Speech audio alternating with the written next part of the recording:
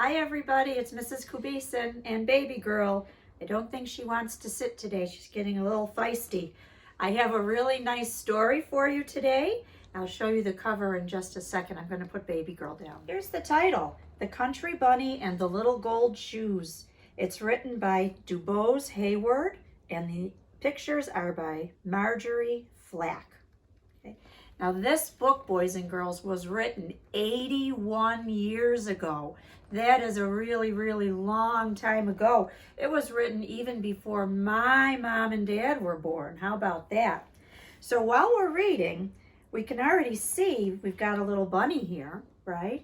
And she's got little gold shoes on. So I want you to be looking for those parts in the story. And today we're only going to read part of the story. It's a very, very long book. So we're going to read part of it today and a little bit more tomorrow, and then we'll finish it up on day 3. The Country Bunny and the Little Gold Shoes. Look how cute she is.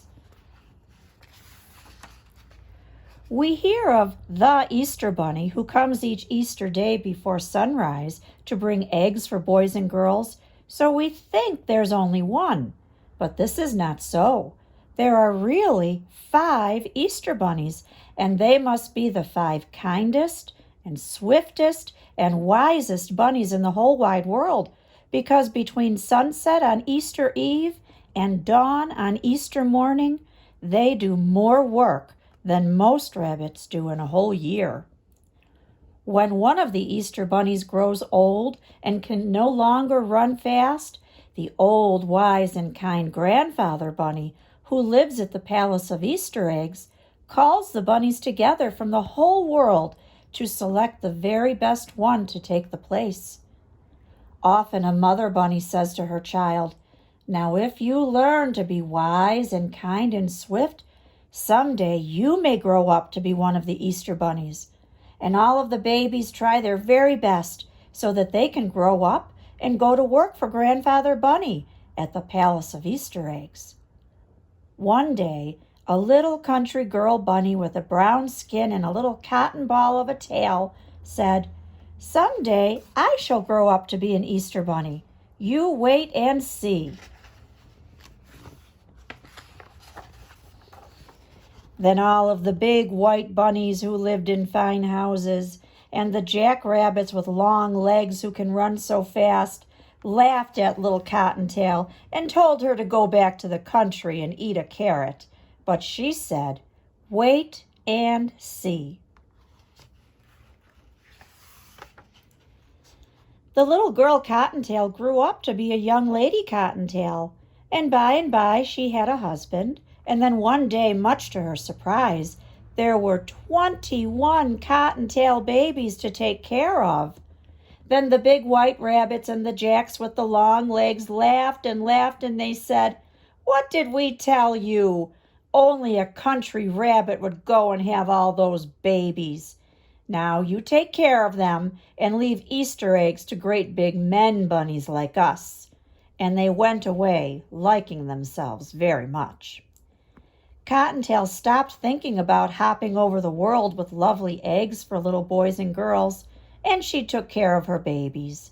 And one day, when her children stopped being babies and they were little girl and boy bunnies, she called them to her and said, "Now, we are going to have some fun."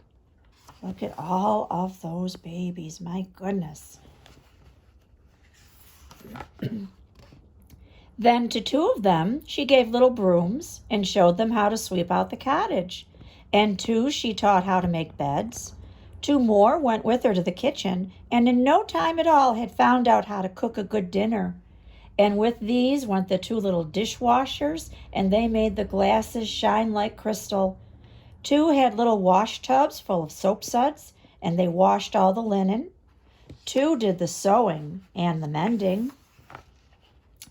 The 2 who had sweet voices were taught to sing, and 2 more to dance, and these amused all the others while they worked, so that they were gay and happy. 2 others were soon digging in the garden.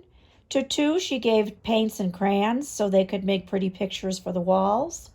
And when Mother Cottontail had given out all of the tasks, she looked around and there was only one little boy bunny left, and he was sad and lonely.